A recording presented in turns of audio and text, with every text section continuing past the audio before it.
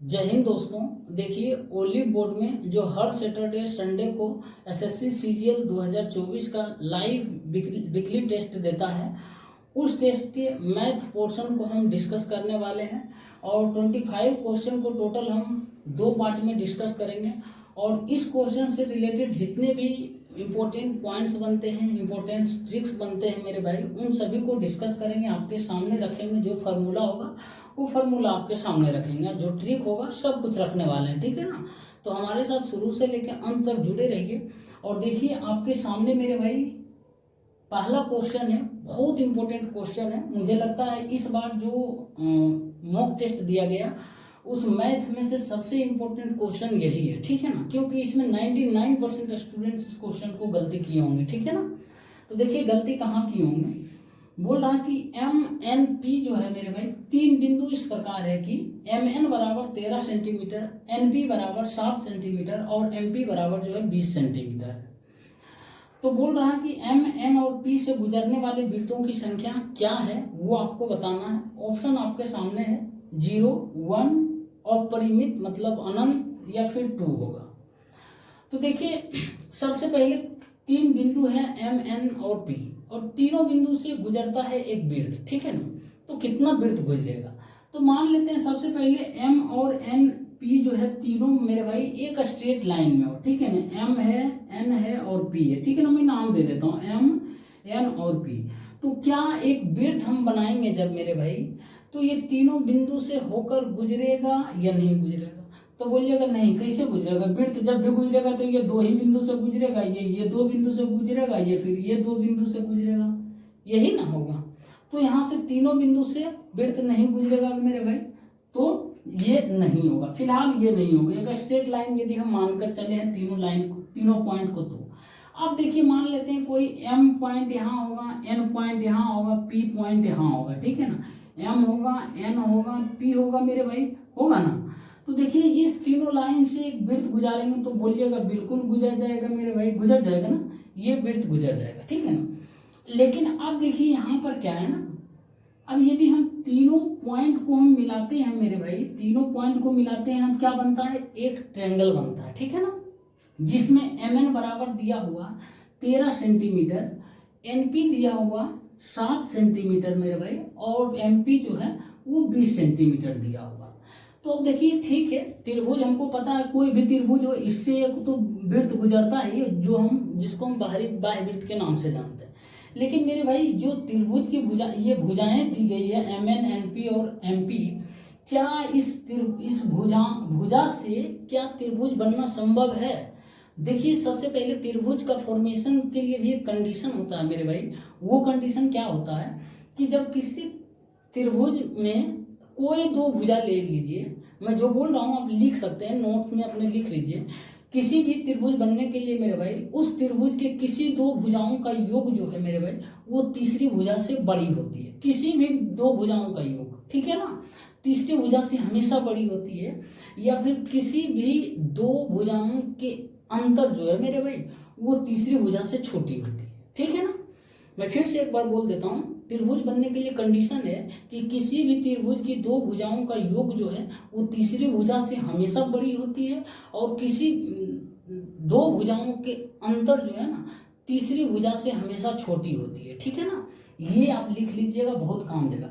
अब देखिए यहाँ पर क्या, इन त्रिभुज के कोई दो भुजा लीजिए, मान लेते हैं दो भुजा 13 और 7 लेते हैं मेरे भाई, 13 और 7 20 लेते हैं। तो क्या ये तीसरी भुजा एम पी से बड़ा है, क्या 20 से बड़ा नहीं है, बराबर है मेरे भाई। बराबर हो गया तो बिल्कुल भी त्रिभुज नहीं बनेगा। और देख लेते हैं, ये दोनों लिया, इस दोनों ले लेते हैं। अब देखिए 20 7 27 है, 20 प्लस 7 जो है क्या इस 13 से बड़ा है मेरे भाई, बोलिएगा हाँ 13 से बड़ा है, 27 है, ठीक है ना। अब देखिए यहाँ पर क्या करेंगे, ये जो है 13 और 20 कितना होगा, 33, कितना से बड़ा है मेरे भाई, 7 से बड़ा है। तो यहाँ पर 7 से बड़ा है, लेकिन यहाँ पर होना क्या चाहिए मेरे भाई, तीनों कंडीशन फॉलो करना चाहिए। एक तो ये कर गया, ये भी कर गया, लेकिन ये नहीं किया, ठीक है ना। ये नहीं किया मेरे भाई तो त्रिभुज बनेगा ही नहीं। त्रिभुज बनने के लिए हर कोई भी दो एंगल का सम, क्या बोले, कोई भी दो साइड का सम तीसरे से बड़ा होता है, ठीक है ना। यहाँ तो बराबर एक बोल रहा, दो को तो बाकी ठीक है, मैच कर रहा, सेटिस्फाई कर रहा त्रिभुज बनने के लिए। लेकिन ये तो नहीं कर रहा ना, तो त्रिभुज का फॉर्मेशन होगा ही नहीं। त्रिभुज जब नहीं बनेगा मेरे भाई, यानी ये त्रिभुज नहीं बनेगा तो ये स्ट्रेट लाइन में हो सकता है, स्ट्रेट लाइन में ही होगा ना, स्ट्रेट लाइन में चाहे इस तरीके से हो, यहाँ यहाँ यहाँ, ठीक है ना, तो त्रिभुज नहीं बनेगा ना। तो यहाँ पर त्रिभुज मेरे भाई बिल्कुल भी नहीं बनेगा, तो इसका राइट आंसर हो जाएगा 0 हो जाएगा, ठीक है ना। यहाँ पर देखिए बहुत सारे स्टूडेंट्स सीधे एकदम बोलेंगे 1 बनेगा या अपरिमित बनेगा, लेकिन असल में इसका आंसर 0 होगा, ठीक है। त्रिभुज बनेगा ही नहीं तो फिर सर्किल कैसे बनेगा, जब तीनों लाइन मेरे भाई एक दूसरे से मैच ही नहीं करेगा, फिर त्रिभुज एक वृत्त कब बनता है, जब और उसके बाद वृत्त बोलता तीनों बिंदु से गुजरना चाहिए, ठीक है, 3 बिंदु से। क्या ये अब स्ट्रेट लाइन बनाए हैं, 3 बिंदु दे दिए, तीनों बिंदु से गुजरेगा, कोई वृत्त बना के दिखाइए तो नहीं ना गुजरेगा मेरे भाई, तो इसका आंसर 0 हो जाएगा, ठीक है ना। पसंद आया मेरे भाई वीडियो ये और बताने का तरीका, तो वीडियो को लाइक और शेयर कर देना, ठीक है ना। साथियों एक और क्वेश्चन है, देखिए बोल रहा है यह रेशियो का है, हालांकि इस तरीके का सवाल हम ऑलरेडी करा चुके हैं, सेट प्रैक्टिस में बहुत बार आया है। देखिए बोल रहा है कि एक बैग में जो है 50 पैसे, 25 पैसे और 5 रुपए के कुछ सिक्के क्रमशः 13:9:12 के अनुपात में है, ठीक है ना। यदि बैग में कुल राशि जो है वो 550 रुपया है, तो आपसे पूछ रहा है 25 पैसे के सिक्कों की कुल संख्या कितनी है, ये आपको बताना है। तो देखिए 25 पैसे सिक्कों की संख्या पूछ रहा है, मतलब 25 पैसे के सिक्कों की संख्या 9 के मल्टीपल में है, तो ऑप्शन हम देखते हैं 9 का मल्टीपल मेरे भाई 3 ऑप्शन है, ठीक है ना, 144 भी है, 72 भी है, 36 भी, ठीक है ना। तो हमको ऑप्शन के माध्यम से यहाँ पर कोई काम चलने वाला है नहीं ऑप्शन से, तो हमको सोल्व करना ही पड़ेगा। तो देखिए फाइनली रुपया कितना है, 550 रुपया, और कुछ सिक्का की संख्या है मेरे भाई जो 50 पैसे की है, उसके बाद 25 पैसे की है मेरे भाई, और जो है वो है 5 रुपये के सिक्का। अब देखिए 50 पैसे के सिक्के जो है अनुपात 13:9 मेरे भाई 12 है, ठीक है ना। तो मैं आपको बताता हूँ, हमें अनुपात जो होता है हमेशा एग्जैक्ट वैल्यू नहीं होता, बल्कि उसके साथ जो है ना कुछ वेरिएबल जुड़ा हुआ रहता है, जैसे एक्स लगा हुआ रहता है, ठीक है ना, एक्स लगा हुआ रहता है तो एक्स लगा दें। अब देखिए ये 50 पैसे का सिक्का है, फाइनली रुपया है ना, हमको रुपया में बदलना है, तो ये 50 पैसे की सिक्कों की संख्या 13 के अनुपात में रुपया में बदलेंगे तो 2 से डिवाइड करेंगे, क्योंकि 50 पैसा होता तब जाकर रुपया मिलता है ना, तो 1 रुपया मिलता तो 2 से डिवाइड कर देंगे। इसको कितना करेंगे मेरे भाई, तो 4 को 25 पैसे का सिक्का 25 पैसे का सिक्का मिलेगा तो 1 रुपया बनेगा, तो 4 से डिवाइड कर देंगे तो इतना रुपया हो जाएगा, ठीक है ना, 9x/4 रुपया। अब देखिए यहाँ पर ये 5 रुपये का सिक्का है, ठीक है ना, तो इसको हम रुपया में बदलेंगे तो कितना से मल्टीप्लाई करेंगे, ये डिवाइड, तो यहाँ पर मेरे भाई 5 से मल्टीप्लाई करना पड़ेगा, क्योंकि 5 रुपया है ना, 1 रुपये का 5 को सिक्का होगा तब जाकर 5 रुपया होगा, तो यहाँ पर हम क्या करेंगे 5 से मल्टीप्लाई कर देंगे मेरे भाई, और इन तीनों को जो है मेरे भाई जोड़ने पर ये सभी रुपया बन गया, इसको भी 2 से डिवाइड कर दिए, इसको भी 4 से, इसको भी 5 से मल्टीप्लाई कर दिए, तो ये जो है रुपया बन गया, और यही तीनों मिलकर रुपया जो है वो 550 के बराबर है बोल रहा है, ठीक है ना, बैग में।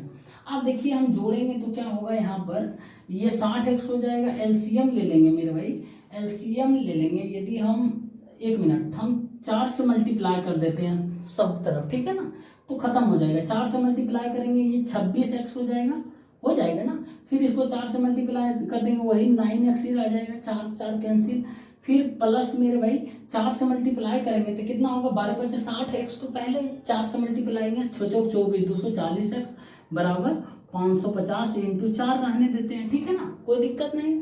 अब देखिए यहाँ पर क्या होगा, 26×9 35 और 240 कितना होगा, 275 होगा, तो 275x बराबर 550 × 4, तो यहाँ पर क्या होगा 2 बार में कट जाएगा मेरे भाई, तो x बराबर कितना आएगा, x बराबर आ जाएगा 8। आपसे पूछ क्या रहा, 25 पैसे की सिक्कों की संख्या, तो 25 पैसे की सिक्कों की संख्या कितना है मेरे भाई, 9x के मल्टीपल है ना, 9 के अनुपात में, तो x बराबर 8 आया, तो 25 पैसे के सिक्कों की संख्या हो जाएगा 9 × 8 बराबर 72 सिक्का हो जाएगा, ठीक है ना। तो यही आपसे पूछ रहा था, इसका करेक्ट आंसर हो जाएगा मेरे भाई ऑप्शन नंबर बी, ठीक है ना। तो ध्यान रखिएगा, जहाँ पैसा है वहाँ रुपया में बदलिएगा, और जहाँ ज़्यादा रुपया है उसको भी रुपया में बदलिएगा, सिंगल रुपया में, सिक्का में, ठीक है ना। उम्मीद करते हैं साथियों समझ में आया होगा, समझ आ रहा तो वीडियो को प्लीज शेयर कर देना, ठीक। साथियों एक और सवाल है, देखिए बोल रहा है यदि x माइनस वाई बराबर √2 दिया है और 1/x माइनस 1/y बराबर 4 दिया है, तो आपसे पूछ रहा है 2 into x square plus y square का मान क्या होगा, ये आपको बताना है, ठीक है ना। तो यहाँ पर देखिए क्या करना है ना, x माइनस वाई दिया और 1/x माइनस 1/y, तो क्या करते हैं मेरे भाई, सबसे पहले हम क्या करेंगे, इसको यदि हम लेकर चलते हैं तो क्या होगा, y माइनस एलसीएम लेंगे, y माइनस एक्स बटे x इंटू वाई होगा ना, बराबर 4 है। अब देखिए x माइनस वाई बराबर √2 दिया है और y माइनस एक्स बराबर क्या हो जाएगा यहाँ से, तो बोलिएगा माइनस √2 हो जाएगा, तो माइनस √2 बटे x इंटू वाई बराबर 4 हो जाएगा, ठीक है। अब देखिए एक्स वाई बराबर क्या होगा मेरे भाई, तो एक्स वाई बराबर हो जाएगा आपका माइनस √2 बटे 4 हो जाएगा, ठीक है ना। अब इसको रहने दीजिए, ठीक है ना। अब हम क्या करते हैं, अब इसका मान पूछ रहा है ना, तो इसका मान अब निकालते हैं, 2 into x square plus y square का मान पूछ रहा है, तो देखिए 2 into a square plus b square को क्या लिख सकते हैं हम, ए प्लस बी का होल स्क्वायर माइनस 2a भी लिख सकते हैं ना। तो उसी तरीके से देखिए x प्लस वाई का होल स्क्वायर माइनस 2xy लिख सकते हैं, कोई दिक्कत नहीं। अब देखिए यहाँ पर 2 इंटू एक्स प्लस वाई का होल स्क्वायर क्या होगा मेरे भाई, यहाँ पे x प्लस वाई का होल स्क्वायर नहीं दिया ना, हमें x माइनस वाई में निकालना है, तो हम इसको x माइनस वाई का होल स्क्वायर प्लस 2xy लिख देते हैं, तो कोई दिक्कत नहीं होगा ना, क्योंकि हमको x माइनस वाई का मान दिया हुआ है, ठीक है ना। तो हम x माइनस वाई के फॉर्म में ही लिखेंगे कि ना, x प्लस वाई लिखते हैं तो फिर x प्लस वाई निकालना पड़ जाता है, ठीक है ना। तो जिस अनुसार क्वेश्चन दिया रहे उसी अनुसार हम लोग को चलना है, ठीक है ना। तो x माइनस वाई का होल स्क्वायर देखिए क्या होगा, √2 का होल स्क्वायर कितना हो जाएगा मेरे भाई, 2 हो जाएगा, प्लस 2 इंटू एक्स वाई का मान कितना है, तो बोलिएगा माइनस √2 बटे 4 हो जाएगा, ठीक है ना। अब ध्यान दीजिएगा ये 2 कैंसिल हो गया मेरे भाई, हो गया ना। अब देखिए यहाँ पर इसको मल्टीप्लाई कर दीजिए, 2 इंटू 2 कितना होगा 4, माइनस ये माइनस हो जाएगा, 2 कैंसिल हो जाएगा ऊपर नीचे, तो कितना होगा 4 माइनस √2। कोई ऑप्शन दिख रहा है मेरे भाई, ऑप्शन बी, कितना आराम से निकल गया ना, कुछ नहीं करना पड़ा, ठीक है ना। पसंद आ रहा है मेरे भाई, वीडियो को लाइक और शेयर करते रहिए, ठीक है ना। और भी बढ़िया बढ़िया क्वेश्चन बताने वाले हैं, ठीक। साथियों एक और क्वेश्चन है, देखिए एंगल वाइज सेक्टर से बहुत ही अच्छा क्वेश्चन है। बोल रहा है कि त्रिभुज ABC में जो है आई त्रिभुज का अंतः केंद्र है तथा कोण BIC जो है कोण समद्विभाजक रेखा BC से, यानी एंगल वाइज सेक्टर लाइन है BC से बिंदु D पर मिलता है। यदि BID बराबर जो है 55 डिग्री है, तो आपसे पूछ रहा है कोण BAC का मान ज्ञात कीजिए, ठीक है ना। बहुत ही अच्छा सवाल है। तो सबसे पहले एक त्रिभुज बना लेते हैं मेरे भाई, ये त्रिभुज है, ठीक है ना, और इस त्रिभुज का नाम दे देते हैं, दिया हुआ है A B और C दिया हुआ है, ठीक है ना। और I जो बोल रहा है वो अंतः केंद्र है, I अंतः केंद्र है तथा BIC का कोण समद्विभाजक, कोई बात नहीं, अंतः केंद्र है मेरे भाई। अंतः केंद्र क्या होता है, एंगल वाइज सेक्टर का कटान बिंदु को हम अंतः केंद्र बोलते हैं, यानी एंगल वाइज सेक्टर को 2 बराबर भागों में जिस पॉइंट पर कटती है ना, उसको हम अंतः केंद्र बोलते हैं, इन सेंटर, ठीक है ना। तो देखिए इसका ये है मेरे भाई, इसका एंगल वाइज सेक्टर ये, इसका एंगल वाइज सेक्टर ये, मतलब ये सब कोण जो है बराबर भाग में बढ़ रहा है, ठीक है ना। ये जो है इतना है, अब इस तरीके से ऐसे कर सकते हैं, ठीक है ना। अब ये आई पर मिलता है, तो आप उसके बाद बोला है कि एंगल BIC कोण समद्विभाजक। अब देखिए एंगल BIC जो है कोण समद्विभाजक BC से मेरे भाई D पर मिलती है। अब यहाँ एंगल BIC का भी बोल रहा है कि कोण समद्विभाजक है, ठीक है ना। अलग से फिर बोला एंगल BIC का कोण समद्विभाजक, मतलब ये भी कोण का 2 बराबर भाग में बांटने के लिए बोल रहा है। तो ये क्या बोल रहा है, किस पे मिलता है, बिंदु D पर मिलती है, BC पर जो है बिंदु D पर मिलती है। अब यदि BID बराबर जो 55 डिग्री दिया हुआ है, यानी BID मेरे भाई ये एंगल आपसे मैं रेड मार्कर से मार्क कर कर लिख देता हूँ, ठीक है ना। ये एंगल मेरे भाई ये जो है ना वो 55 डिग्री दिया हुआ है, ठीक है ना। तो आपसे पूछ रहा है BAC का मान, देखिए ये 55 डिग्री दिया हुआ मेरे भाई, ये एंगल बाइसेक्टर है, मतलब 2 बराबर भागों में कोण को बांटा है, तो ये भी 55 डिग्री हो जाएगा ना, ये भी 55 डिग्री। अब देखिए ये 55 टोटल कितना हो गया, 110 हो गया मेरे भाई, ये एंगल 110 डिग्री। तो एंगल BAC पूछा, तो मैं आपको बताया हूँ ना कि एंगल बाई सेक्टर जब अंतः केंद्र होता है मेरे भाई, अंतः केंद्र होता है, तो आपको बताया हूँ कि ये एंगल BIC बराबर होता है मेरे भाई, BIC बराबर 90 डिग्री प्लस क्या होता है, एंगल A/2 होता है, एंगल A/2 होता है, बताया ना, एंगल A/2 होता है, ठीक है ना। तो आपके सामने BIC का मान दिया होगा, BIC कितना हो जाएगा टोटल, 110 हो जाएगा, 55 110 बराबर 90 डिग्री प्लस एंगल A/2 मेरे भाई, तो ये कितना हो जाएगा 20 डिग्री बराबर एंगल A/2। तो एंगल क्या पूछा, BAC, यानी एंगल A ही पूछा है, तो एंगल BAC बराबर कितना हो जाएगा मेरे भाई, वो हो जाएगा 40 डिग्री, ठीक है ना। कोई ऑप्शन है, option A is the correct answer, ठीक है ना।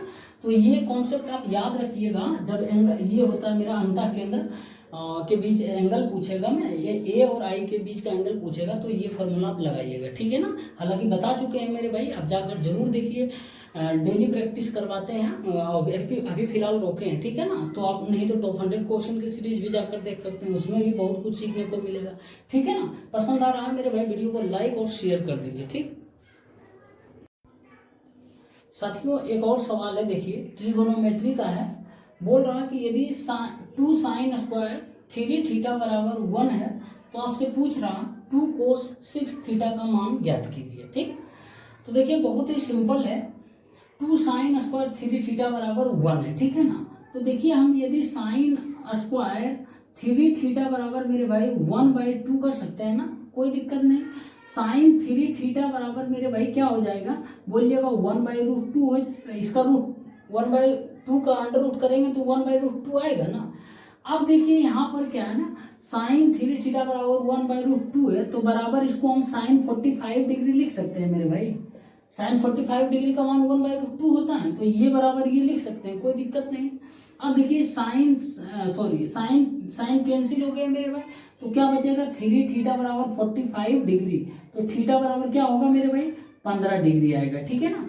लेकिन आपसे पूछा क्या है 2 cos 6 थीटा का मान, यानी 2 इंटू कोस 6 थीटा, 6 इंटू 15 मतलब कोस 90 डिग्री पूछा है, 6 गुना 15 90 होगा, बटे 6 की 90, तो 2 कोस 90 डिग्री का मान क्या होगा, कोस 90 डिग्री का मान ही तो 0 होता है मेरे भाई, और 0 की किसी भी संख्या में मल्टीप्लाई करेंगे तो क्या होगा 0 होगा, ऑप्शन C इसका करेक्ट आंसर हो जाएगा, ठीक है ना मेरा भाई। बहुत ही सिंपल सवाल था, कुछ ऐसा था नहीं, ठीक है ना। साथियों एक और सवाल है, देखिए बोल रहा कि 3 वृत्त है जिनमें से प्रत्येक की त्रिज्या 4√3 सेंटीमीटर है, और वह तीनों जो वृत्त है एक दूसरे को स्पर्श करते हैं, ठीक। तो उनके बीच आंतरिक क्षेत्रफल क्या है ये आपसे पूछ रहा है, ये आपको बताना है, और सेंटीमीटर स्क्वायर में एरिया बताना, ठीक है ना, कोई चेंज नहीं है इधर उधर। तो देखिए सबसे पहले 3 वृत्त है मेरे भाई, तीनों वृत्त बना लेते हैं, और एक दूसरे को है ना टच कर रही है, ठीक है ना, तीनों वृत्त जो है बराबर त्रिज्या का है, ठीक है ना। तो ये 3 वृत्त बन गया है मेरे भाई, और इस प्रत्येक की त्रिज्या जो है ना, वो प्रत्येक की त्रिज्या 4√3 है, तो ये 4√3 होगा मेरे भाई, ये भी 4√3 है, ठीक है ना। अब देखिए यहाँ पर क्या होगा, एक ट्रायंगल बनेगा, ठीक है ना, 4√3 ये भी होगा, ये भी 4√3 होगा, ठीक है ना, सभी 4√3 है। तो बोल रहा है उनके बीच आंतरिक क्षेत्रफल मतलब ये क्षेत्रफल पूछ रहा है, इसके बीच का जो गैप है ना मेरे दोस्त, ये पूछ रहा है, ये इसके बीच का जो गैप है ना उसका एरिया आपको बताना है, ठीक है ना, उसका एरिया आपको बताना है। तो यहाँ पर देखिए क्या है, क्या करेंगे हम इसका एरिया निकालने के, यदि हम इस त्रिभुज के क्षेत्रफल में से ये 3 गो बनता है मेरे भाई, वृत्तखंड बनता है, ये वृत्तखंड जिसे ये छोटा वाला वृत्तखंड है ना, ये वाला, ठीक है ना, इस तरीके से 3 गो बनता है ना, एक इसमें एक इसमें एक इसमें 3 गो बनता है। और ये त्रिभुज जो बन रहा है मेरे भाई, सभी का रेडियस सेम है, तो एक समबाहु त्रिभुज बन गया, यानी इक्विलैटरल ट्रायंगल। तो सभी का भुजा कितना हो जाएगा 4√3, इधर 4√3 नहीं 8√3 हो जाएगा। तो अब ध्यान रखिएगा 8√3। अब हम क्या करेंगे, डायरेक्ट इसका एरिया निकाल रहे हैं, ये बीच वाला भाग जो पेंट किए, ठीक है ना। तो क्या होगा, ये समबाहु त्रिभुज का क्षेत्रफल मतलब √3/4 a² कितना होगा, भुजा कितना हो जाएगा 8√3, 8√3 के स्क्वायर मेरे भाई 8√3 इंटू 8√3 करेंगे, इतना माइनस हो जाएगा मेरे भाई इस एक वृत्तखंड का क्षेत्रफल, फिर एक वृत्तखंड का एक वृत्तखंड का कितना हो जाएगा 3। अब देखिए समबाहु त्रिभुज, अब ध्यान दीजिएगा, समबाहु त्रिभुज बना 60 डिग्री का कोण, 60 डिग्री का कोण, 60 डिग्री का कोण, तो टोटल 180 डिग्री का कोण बन रहा। और ये वृत्त के एक कटा हुआ भाग, तो 180 डिग्री हो गया, मतलब एक आधा वृत्त घेर रहा, ये तीनों मिला के आधा वृत्त बनेगा ना, 60 डिग्री 60 डिग्री 180 डिग्री, तो आधा वृत्त मेरे भाई 180 डिग्री, यही तो आधा वृत्त बनता है ना। यानी आधा वृत्त का क्षेत्रफल हम घटा देंगे डायरेक्ट करके, तो आधा वृत्त का क्षेत्रफल मतलब पाई आर स्क्वायर बाई 2, पाई में आंसर है ना, तो पाई रहने देते हैं, पाई आर स्क्वायर कितना हो जाएगा मेरे भाई,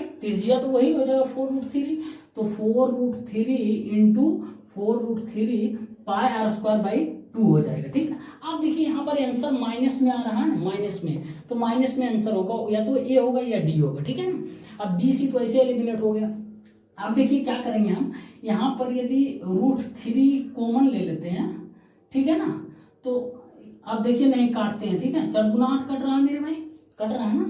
अब देखिए ये क्या होगा, 8 दूना 16, 16 गुने 3, √3 इंटू √3 48, 48√3 माइनस, अब देखिए यहाँ पर क्या होगा, ये 2 है ना, 2 से कट जाएगा तो कितना होगा मेरे भाई, ये हो जाएगा 4 दूना 8, √3 इंटू √3 कितना होगा 3, तो 8 3 कितना होगा 8 या 24 पाई आ रहा है, ठीक है ना। अब 24 क्या इससे ले ले कॉमन, तो 24 कॉमन ले लेते हैं मेरे भाई, 2√3, 48 कॉमन ले या फिर 24, नहीं 24 कॉमन लेंगे, 2√3 तो आ नहीं रहा, कहीं गड़बड़ कर रहे हैं, ठीक है। √3/4 ए स्क्वायर, 8√3, ठीक है, माइनस एक वृत्त का क्षेत्रफल पाई आर स्क्वायर बाई 2, आधा वृत्त का हो जाएगा, ठीक है, कोई दिक्कत नहीं। अब देखिए यहाँ पर क्या 4 दूना 8 3 24 पाई, ठीक है ना, 24 पाई, ठीक है, ये हो जाएगा 8 दूना 16 3 48√3 माइनस 24 पाई, ठीक है ना। तो यहाँ पर क्या करेंगे, यदि हम 24 कॉमन लेते हैं, 2√3 आ रहा माइनस पाई आ रहा, ठीक है ना, तो कोई ऑप्शन है नहीं, ठीक है ना, कुछ हम गड़बड़ कर रहे हैं, देख लेते हैं एक बार, ठीक है। यदि हम इसको यदि ऐसे करते हैं, 3 को त्रिभुज का क्षेत्रफल निकालते हैं, तो हो जाएगा 3 into θ/360 into pi r square कितना होगा, 4 चौक 16 48 हो जाएगा सीधा सा। तो यदि 6 बार में 2 बार में कट जाएगा, 11 मेरे भाई, सॉरी वो रहने देते हैं, ठीक है ना, 24, तो 24 पाई आ रहा, ठीक है, 24 पाई आ रहा, ये कितना आ रहा √3/4 ए स्क्वायर क्या आएगा 8√3, √3/4, ठीक कर, √3/4 ए स्क्वायर 8√3 इंटू 8√3, ठीक है ना। अब यहाँ 2 हो जाएगा, 8 दूना 16, 16 48√3, ठीक है, माइनस 24 पाई। अब यहाँ पर क्या करें, 48 कॉमन ले लेते हैं, तो भी नहीं आ रहा, सॉरी हाँ ठीक है आ रहा है मेरे भाई, हम गलती कर रहे हैं, कॉमन लेना, पाई/2 के फॉर्म में है ना। तो अब देखिए यहाँ पर क्या होगा, यहाँ पर देखिए 48 कॉमन ले लेते हैं, तो क्या होगा √3 माइनस पाई/2 हो जाएगा ना, √3 माइनस पाई/2 होगा ना, वही तो आ रहा है, बस ऑप्शन पाई/2 ध्यान नहीं दिए इसीलिए। तो क्या आंसर हो जाएगा 48 into √3 minus, option number D correct answer, ठीक है ना। सब सही कर रहे थे, बस ऑप्शन ये 2 नीचे ध्यान नहीं दे रहे थे, ठीक है ना, इसलिए हमको लगा पाई ही सिर्फ आ रहा है, तो पाई/2 असल में, ठीक है ना। तो इस तरीके से बनाना है, यहाँ समझ में आया ना कि 60 डिग्री 60 डिग्री 60 डिग्री वृत्तखंड है, 3 को वृत्तखंड मिलेगा 60 60 60 180 डिग्री, तो 180 डिग्री क्या हो जाएगा, आधा वृत्त का क्षेत्रफल हो जाएगा ना, बताएं फिगर से। तो इस तरीके से करना, ठीक है ना मेरे भाई। साथियों एक और सवाल है, देखिए बोल रहा कि यदि m n तथा o जो है सह अभाज्य संख्याएं हैं, तो निम्नलिखित में कौन सा विकल्प सत्य है, ये आपको बताना है। तो सबसे पहले आपको पता होना चाहिए कि सह अभाज्य संख्याएं क्या होती है, यानी को प्राइम नंबर जिसको हम बोलते हैं। तो सह अभाज्य संख्याएं मेरी भाई वैसी संख्याएं होती है जिस अभाज्य संख्या का जो HCF है वो 1 होता है और दोनों के बीच का अंतर जो है ना 2 होना चाहिए। जैसे बोले सह अभाज्य संख्याएं मतलब ऐसा अभाज्य संख्याओं का जोड़ा मेरे भाई जिसका HCF 1 हो, ठीक है ना। जैसे आपसे बोले 2 और 3 क्या है मेरे भाई, तो बोलिएगा ये दोनों अभाज्य संख्या है ना, और इसका HCF देखिए 1 आता है, ठीक है ना, तो ये अभाज्य हो गया, ठीक है ना। अब देखिए 3 और 5 क्या हो सकता है, तो बिल्कुल हो सकता है मेरे भाई, दोनों अभाज्य संख्या, पहले नंबर तो पता होना चाहिए, उसके बाद इसका HCF जो है ना वो 1 होना चाहिए, ठीक है ना। नहीं डिफरेंस, मुझे डिफरेंस नहीं मेरे भाई, 2 का डिफरेंस नहीं हो, ऐसा कुछ नहीं है। तो देखिए 5 और 7 है मेरे भाई, ये भी एक दूसरे का पहले अभाज्य संख्या तो है, और इसका HCF निकालेंगे तो 1 आएगा, ठीक है ना। तो इसी को हम बोलते हैं अभाज्य संख्या है, ठीक है ना। अब जैसे 11 और 13, तो इसका ये दोनों पहले नंबर तो अभाज्य संख्या है, तो अभाज्य संख्या है, और इसका HCF भी 1 है, तो ये अभाज्य संख्या है मतलब, ठीक है ना। तो अब देखिए बोल रहा है, जैसे कोई एग्जाम्पल ले लेते हैं, देखिए यदि हम कोई एग्जाम्पल ले 3, 5 और 7 ले लेते हैं, ठीक है ना। ये तीनों पहले नंबर तो अभाज्य संख्या है, और इसके बाद इस सभी तीनों का HCF जो है 1 होता है मेरे भाई, जिसके कारण ये अभाज्य संख्या है, ठीक है ना। तो M, N तथा O जो है तीनों संख्याएं हैं, और ये तीनों अभाज्य, ठीक है ना। मैं लिख देता हूँ M, N और O, ठीक है ना। तो आपसे पूछ रहा है कि क्या ऑप्शन पहला पर चलते हैं कि M, N, O का जो है HCF M है, M, N, O का HCF क्या 3 है, तो बोलिएगा नहीं 3, इसका HCF कैसे होगा, 1 होगा। तो क्या M, N, O का HCF जो है 1 है मेरे भाई, तो देखिए तीनों का HCF 1 ही होगा, तो यही इसका करेक्ट आंसर हो जाएगा, ठीक है ना। बाकी दिमाग कुछ नहीं लगाना, बस अभाज्य संख्या जो भी हो उसका HCF 1 ही होता है, ठीक है ना। तो ये बातें ध्यान रखिएगा, ठीक है ना। साथियों देखिए एक और क्वेश्चन है, और ये हाइट एंड डिस्टेंस का बहुत ही मजेदार सवाल है। बोल रहा है कि एक पेड़ के शीर्ष से 2 बिंदुओं के अवनमन कोण जो है वो पूर्व की ओर 45 डिग्री और 30 डिग्री है। यदि पेड़ की ऊंचाई 120 मीटर है, तो आपसे पूछ रहा कि दोनों बिंदुओं के बीच की दूरी कितनी है, यानी बिंदुओं के बीच की दूरी, ठीक है ना। और यहाँ पर आपको सजेस्ट किया है कि √3 बराबर जो है ना वो 1.7 का यूज करना है आपको। आंसर आपके सामने है ऑप्शन। देखिए अभी 2 दिन पहले मेरे भाई, अभी जस्ट देखिएगा 2 दिन पहले नहीं कल ही हम वीडियो अपलोड किए हैं हाइट एंड डिस्टेंस का। बहुत ही आपको यूजफुल वीडियो होगा मेरे भाई, आपके लिए बेनिफिट बहुत देगा, एक बार जरूर जाकर देख लीजिए, ठीक है ना। मैं उसका प्लेलिस्ट वो लिंक जो है डिस्क्रिप्शन में डाल दूंगा, ठीक है ना। तो आप जरूर जाकर देखिए मेरे भाई, बहुत काम देगा, ठीक है ना। जो मैं चीज़ बता रहा हूँ ना, बहुत सब कुछ एकदम बोलता है ना घी दूध से मेरे भाई मक्खन निकाल कर डालना, वो मैं आपको दे रहा हूँ, ठीक है ना। तो आप बने रहिए हमारे साथ, देखिए जो जो दे रहा हूँ वो चीज़ आप एक्सेप्ट करते जाइए। उसके बाद मॉक टेस्ट आप लगा लीजिए, उसके बाद देखिए क्या जो मैं बता रहा हूँ वो टू द पॉइंट बता रहा हूँ या नहीं, ठीक है ना। तो देखिए इस क्वेश्चन को हम डायरेक्ट सोल्व कैसे करते हैं, यदि आप वो वीडियो देखें तो आप भी सोल्व कीजिएगा। बोल रहा है एक पेड़ के शीर्ष से 2 बिंदुओं के अवनमन कोण मेरे भाई पूर्व की ओर है, मतलब एक ही ओर है, ठीक है ना। यदि 2 ओर रहता तो पूर्व और पश्चिम बता देता, एक ही ओर बोल रहा है पूर्व की ओर, या सिर्फ बोलता है एक ही ओर, तो कोई बात नहीं, एक पेड़ बना लेते हैं मेरे भाई। इस पेड़ के शीर्ष से, ये शीर्ष से 2 बिंदु है, इसका अवनमन कोण मान लेते हैं, यहाँ से अवनमन कोण ये धरातल है, इसका अवनमन कोण 2 बिंदु है, ये है मेरे भाई और ये है, ठीक है ना। ये अवनमन कोण है मेरे भाई, एक जो है 45 डिग्री और दूसरा 30 है। ये 45 डिग्री है तो ये 30 डिग्री है, ठीक है ना। यहाँ पर ध्यान दीजिएगा, एंगल ऐसा ना कर दीजिएगा कि ये 30 हो जाएगा ये 45, क्योंकि एंगल जो है जितना दूर जाएगा उतना एंगल कम होता जाएगा, जितना दूर जाएगा उतना ये लाइन जो है ना, ये हाइपोटेनस झुकता जाएगा, तो धीरे जितना झुकेगा उतना एंगल कम होगा। तो ऐसा ना पागल की तरह मेरे भाई 45 उधर कर देना, 30 इधर कर देना। जब भी जितना नजदीक जाइएगा पेड़ का उतना एंगल बड़ा होगा ना, उतना आप उसको एकदम देखिएगा सीधे और देखिएगा ना, तो ये उतना फैलेगा उतना एंगल बढ़ेगा। तो ये कॉमन सेंस है। अब बोल रहा है पेड़ की ऊंचाई 120 मीटर है मेरे दोस्त, 120 मीटर ये ऊंचाई दिया हुआ है, ठीक है ना। तो आपसे पूछ रहा है इन दोनों के बीच की दूरी, मतलब ये पूछ रहा है मेरे भाई, मान लेते हैं इस दोनों के बिंदु के बीच की दूरी ए है, ठीक है ना। और मैं आपको यही थ्योरी में बताया था कि जब एंगल का वेरिएशन 30 से मेरे भाई 45 डिग्री हो जाता है, और 30 से 45 डिग्री वेरिएशन होने में आपको ए मीटर की डिस्टेंस कवर करना पड़ता है, और पेड़ की ऊंचाई या टावर की ऊंचाई या खंबे की ऊंचाई दिया रहता है, तो इसके बीच का रिलेशन सीधे मैं आपको बताया था मेरे भाई, एच बराबर जो होता है वो होता है √3 + 1/2 × ए होता है। एच बराबर खंबे की ऊंचाई ये, या तो फिर पेड़ की ऊंचाई या टावर की ऊंचाई बोल लीजिए, और ए जो है मेरे भाई ये एंगल का वेरिएशन करने के बाद जितना डिस्टेंस ट्रेवल करना पड़ता है वो ए है, ठीक है ना। तो अब देखिए आपसे पूछ रहा है ए का मान ही तो पूछ रहा है ना, एच बराबर दिया है मेरे भाई 120, बराबर √3 + 1/2 इंटू ए है। तो देखिए क्या हो जाएगा 240 बटे √3 + 1 इंटू √3 - 1 बटे √3 - 1 बराबर ए ही होगा ना।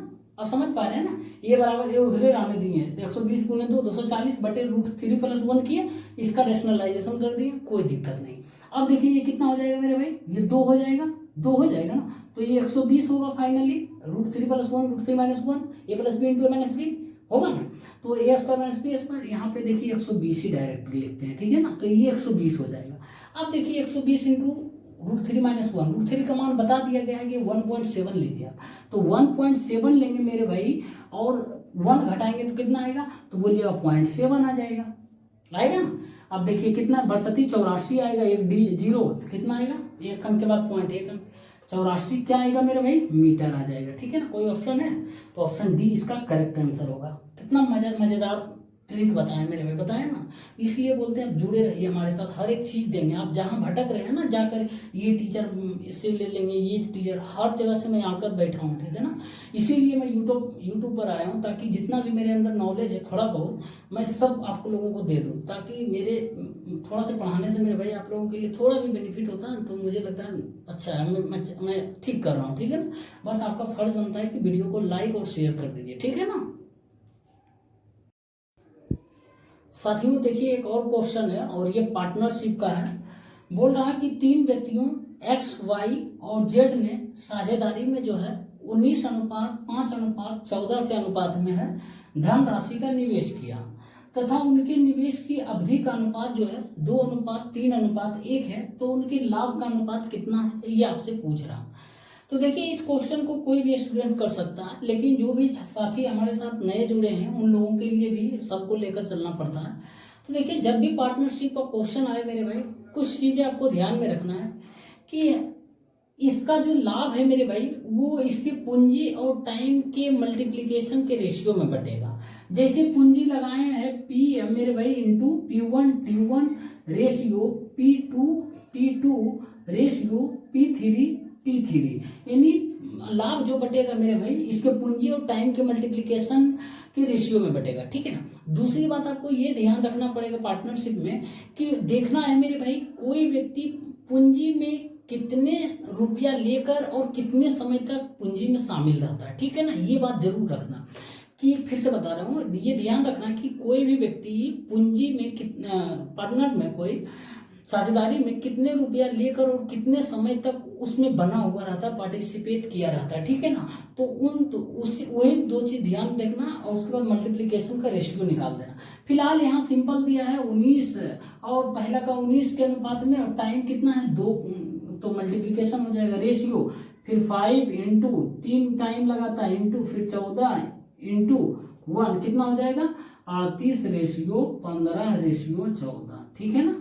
कोई ऑप्शन है मेरे भाई 38 15 14, ऑप्शन सी इसका करेक्ट आंसर हो जाएगा, ठीक है ना। मेरा पर्पस ये नहीं कि इस क्वेश्चन को सिखाना था, सभी लोग जानते हैं, लेकिन जो भी नहीं जानते उनके लिए मैं जो बोला हूँ मेरे भाई वो आप लिख लीजिएगा, ठीक है ना, वीडियो बैक कर। साथियों देखिए एक और क्वेश्चन है, बोल रहा कि ए बी और सी को जो है वो 9,250 रुपया में एक काम करने के लिए नियुक्त किया गया। ए और सी ने जो है एक साथ 22/37 काम पूरा किया, और बी और सी ने जो है एक साथ 21/37 काम पूरा किया, तो सी का वेतन कितना है ये आपसे पूछ रहा, ठीक है ना। तो यहाँ पर देखिए क्या है ना, सी का वेतन पूछ रहा। तो देखिए जब भी ऐसा मजदूरी का सवाल आए आपके सामने, कोई व्यक्ति रहे कि ये व्यक्तियों का समूह और मजदूरी जो बांटना है सभी व्यक्तियों में, तो कुछ चीज़ें आपको ध्यान रखनी है, वो लिख लीजिएगा, आप नोट्स में अपने लिख लीजिए कि जो मजदूरी होता है मेरे भाई वो दिन का इन्वर्सली प्रोपोर्शनल में बढ़ता है, ठीक है ना। जैसे मान लेते हैं ए बी और सी जो है 2 दिन काम करता है, बी 3 दिन करता है, सी जो है 4 दिन करता है, तो ये टाइम है ना मेरे भाई, और मजदूरी जो होता है वेजेज लिख देता हूँ, इसका इन्वर्सली प्रोपोर्शनल में बढ़ता है, 1/2 1/3 1/4 के रेशियो में बटेगा, ठीक है ना। एक बात, पहली बात ये है कि टाइम के रिवर्स में इन्वर्सली प्रोपोर्शनल में मजदूरी बढ़ता है, ठीक है ना। दूसरी बात ये है कि जिस व्यक्ति की जितनी कैपेसिटी रहता है, मान लेते हैं ए बी और सी की कैपेसिटी जो है 4 5 6 है मेरे भाई, तो मजदूरी इसी रेशियो में बढ़ जाएगा, ठीक है ना। क्योंकि देखिए ना, दिन का उल्टा कैपेसिटी होता है ना, दिन का उल्टा कैपेसिटी होता है ना, तो वही कैपेसिटी में बढ़ रहा। अब अभी क्या बताएं थोड़ी देर पहले कि दिन के उल्टा में बटेगा मजदूरी। या फिर दूसरा ये हो सकता है दिन ना दे, कैपेसिटी दे दे, तो कैपेसिटी के डायरेक्ट रेशियो में बढ़ जाएगा, ठीक है ना। दिन के उल्टा में और कैपेसिटी के सीधे रेशियो में, सीधा, ठीक है ना, क्योंकि आप समझ चुके होंगे दिन और कैपेसिटी उल्टा है। और तीसरी बात ये है कि जितना काम का जितना भाग जो पूरा करेगा ना, उतना उसको रुपया मिलेगा, ठीक है ना। जैसे हम काम के 1/5 भाग करते हैं, तो हमको टोटल जितना मजदूरी होता है उसमें से 1/5 भाग हमको मिलेगा। 2/5 कोई करता है, उसको 2/5 भाग रुपया मिलेगा, जितना मजदूरी मिलता है टोटल। बस ये चीज़ आप नोट कर लीजिए, बहुत ही काम देगा मेरे भाई, ठीक है ना, बहुत ही काम देगा। ठीक, जो बोल रहे हैं आप करते जाइए नोट। अब देखिए यहाँ पर क्या है ना, 9250 रुपये को 3 भागों में बांटना है। तो ए और सी को मेरे भाई, ए और सी को देखिए जैसे जैसे बोल रहा है करते जाइए, आंसर खटाखट आ जाएगा, ठीक है ना। ए और सी को है मेरे भाई 22/37 काम पूरा किया। तभी क्या बोले मेरे भाई कि जितना काम पूरा करता है काम का हिस्सा, उसी रेशियो उतना ही भाग उसको पैसा मिल जाता है। जिससे 22/37 किया तो टोटल कितना बांटना है मेरे भाई, 9250 है ना, तो इसको 22/37 भाग मिल जाएगा किसको, ए और सी को। तो टोटल कितना हो जाएगा मेरे भाई, 37 एकम 37 आ जाएगा मेरे, 37 गुना 74 आएगा ना, तो आ जाएगा 74 18 5 5, हाँ 5 बार में ये आ जाएगा, ठीक है ना। अब देखिए 25 दूना 50, 25 दूना 50, ये 5500, यानी 5500 रुपया मेरे भाई वो ए और सी को मिलेगा। इसमें से इतना काम कर रहा है तो मजदूरी का टोटल इतना भाग यानी 5500 मिल जाएगा। अब देखिए यहाँ पर क्या है ना, बी और सी को कितना मिलेगा भाई मेरे भाई, तो बी और सी को जो है 9250 का कितना भाग कर रहा है काम का, तो बोलिएगा एक साथ 21/37 भाग। तो ये 37 कितना बार में काटे थे, 250 बार में ना। तो अब देखिए 25 दूना 50, 5 2 5, यानी 5250 रुपया। आप इसको कैलकुलेशन करिएगा, ठीक है ना, मैं फास्ट कर रहा हूँ, हो सकता ना समझ आए। तो 5250 रुपया मिलेगा किसको, बी और सी को। अब यहाँ पर ध्यान दीजिएगा, ए बी और सी तीनों को मिलता है मेरे भाई, मैं लिख देता हूँ, ए बी और सी तीनों को मिलता है 9250 रुपया मजदूरी करता है। और जो है बी प्लस सी को मेरे, सॉरी ए बी प्लस सी को है ना, हाँ बी प्लस सी को ए प्लस सी कर देते हैं बी, हाँ बी प्लस सी को कितना मिलता है मेरे भाई 5250, और ए प्लस बी प्लस सी को 9250 मिलता है। तो ए को कितना मिलेगा, तो बोलिएगा ए को मिलता है मेरे भाई वो 4000 मिलेगा, 4000 मिलेगा ना, ए को 4000 मिलता है, और ए और सी दोनों मिला के कितना मिलता है 5500। तो सी को कितना मिलेगा मेरे भाई, सी को मिल जाएगा 1500 रुपया मिलेगा ना, 1500 रुपया मिल जाएगा, ठीक है ना। यहाँ से ए निकाल देंगे और ए प्लस सी को 5500 मिलता है, तो ए को कितना मिल जाएगा 1500 मिलेगा ना। तो बाकी ऑप्शन कौन सा है, option number b correct answer, ठीक है ना। लेकिन जो स्टार्टिंग में पॉइंट्स बोले मेरे भाई उसको आप जरूर नोट कर लीजिएगा, बहुत काम देगा, ठीक है ना। जो मैं बोल रहा हूँ वो आप करते जाइए, ठीक है ना। देखिए आप एकदम बोलिए ना, हिट ऑन द नेल एकदम वहीं पे कीजिएगा, एकदम टारगेट पे हिट कीजिएगा एग्जाम हॉल पे, ठीक। साथियों देखिए एक और क्वेश्चन है, बोल रहा कि एक आयताकार मैदान का परिमाप जो है 9 मीटर भुजा वाले एक वर्गाकार मैदान के परिमाप से 18 मीटर अधिक है। यदि आयताकार मैदान की छोटी भुजा जो है मेरे भाई उसकी लंबी भुजा की तुलना में 3 मीटर कम हो, तो आपसे पूछ रहा है आयताकार मैदान का क्षेत्रफल ज्ञात कीजिए। तो देखिए इस क्वेश्चन को चाहे तो आप ऑप्शन के माध्यम से बिना आगे पढ़े डायरेक्ट आपसे पूछ क्या रहा है, इस लाइन से स्टार्ट कीजिएगा और इस लाइन तक मेरे भाई जाकर खत्म कीजिएगा, आंसर आ जाएगा। बोल क्या रहा, आयताकार मैदान का क्षेत्रफल यानी लंबाई गुने चौड़ाई, और यहाँ पर बोल दिया गया आयताकार मैदान की छोटी भुजा जो है ना उसकी लंबी भुजा की तुलना में 3 मीटर कम है। तो देखिए यदि हम इन सभी को फैक्टर करते हैं तो 3 मीटर कम है, मतलब 3 के आसपास गैप होना चाहिए। इन दोनों के लंबाई और चौड़ाई के मल्टीप्लिकेशन का फैक्टर लेंगे, यानी आयत का क्षेत्रफल जो होगा, ऐसे 2 नंबर को लेंगे जिसका डिफरेंस जो है 3 के आसपास हो, ठीक है ना। तो देखिए इसको हम 12 10 लेते हैं मेरे भाई, तो क्या छोटी भुजा जो है बड़ी भुजा से यानी लंबी भुजा से 3 मीटर छोटी है, कम है, तो 2 मीटर बोल रहा है, लेकिन सॉरी 3 मीटर बोल रहा है लेकिन 2 मीटर है। यहाँ तो ऑप्शन ऐसे ही एक खत्म। अब ऑप्शन बी देखते हैं क्या करते हैं। 30 25 15 10 लेते हैं मेरे भाई, 15 10 लेते हैं तो क्या इसका जो है 3 का डिफरेंस है, 3 का डिफरेंस नहीं है 5 का, ये भी गलत हो जाएगा। ऑप्शन सी लेते हैं मेरे भाई। सी को यदि हम 15 गुना 12 करते हैं, 15 गुना 12 करते हैं, यानी लंबाई 15 और चौड़ाई 12 मानते हैं, तो देखिए सबसे छोटी भुजा यानी 12 जो है उसकी लंबी भुजा से 3 मीटर कम है। 3 मीटर कम है ना मेरे भाई, तो यही इसका राइट आंसर हो जाएगा। हम क्यों ज़्यादा दिमाग लगाएं, ज़्यादा क्यों कैलकुलेशन करें, टाइम मेरे पास और भी कुछ करने का है, ठीक है ना। तो और दूसरे क्वेश्चन में देखेंगे तब ऑप्शन के माध्यम से इसको हम लेकर निपट जाएंगे, आगे चले जाएंगे, ठीक है। और यदि इससे भी सेटिस्फाई नहीं हो रहे हैं तो आप इस ऑप्शन को भी आप चेक कर सकते हैं, ठीक है ना। तो देखिए 7 गुने 3 गुने 10 करते हैं तो ठीक है, इसको 2 गुने 5 करेंगे मेरे भाई, 15 14 हो जाएगा। 15 14 मल्टीप्लीकेशन देखिए तो यहाँ पर डिफरेंस क्या 1 का आ रहा है, लेकिन 3 का डिफरेंस बोल रहा है, ठीक है ना। तो ये ऑप्शन भी कैंसिल हो गया, एलिमिनेट हो गया। अब देखिए हो सकता है कुछ लोगों का ये सवाल हो भाई बता दो बेसिक मेथड से, वो भी बता रहे हैं। देखो भाई, एक आयताकार मैदान का परिमाप 9 मीटर भुजा वाले वर्गाकार मैदान के परिमाप से 18 मीटर अधिक है। 9 मीटर भुजा वाले एक वर्ग है, इसका परिमाप कितना होगा मेरे भाई, 9 × 4 होगा, 4 गुने भुजा होता है परिमाप, तो यानी 36 है। यानी 36 से 18 बोल रहा है इसका परिमाप, मैदान का परिमाप, यानी लंबाई प्लस चौड़ाई जो होगा वो 36 से 18 मीटर अधिक होगा, यानी 54 होगा मेरे भाई, 54 ही होगा ना। तो L + B बराबर कितना होगा मेरे भाई, 2 27 हो जाएगा। लंबाई और चौड़ाई देखिए, अभी हम 15 12 किए थे ना, 15 12 दोनों का सम 27 आ रहा है। तो देखिए अब बोल रहा है यदि आयताकार मैदान की छोटी भुजा जो है मेरे भाई, ये छोटी भुजा इससे 3 मीटर कम है, यदि x मानते हैं तो x - 3 हो जाएगा बराबर 27, x बराबर 2x बराबर 30 हो जाएगा।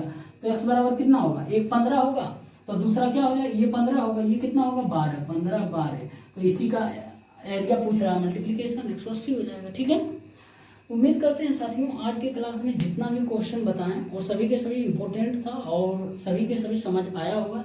समझ आया तो वीडियो को लाइक कर दीजिए और शेयर कर दीजिए, ठीक है ना। और हमारे चैनल पर नए हैं तो सब्सक्राइब कर दीजिए। यदि ये तरीका पसंद आया, आज के क्लास आपको पढ़ने में मज़ा लगा मेरे भाई, तो आप वीडियो को जरूर शेयर कीजिए और अपना राय जो है कमेंट बॉक्स में जरूर दीजिए, क्या गलत है क्या सही है, ठीक है ना। आप दे सकते हैं, आपका राय मेरे लिए वरदान साबित होगा, मुझे पता है।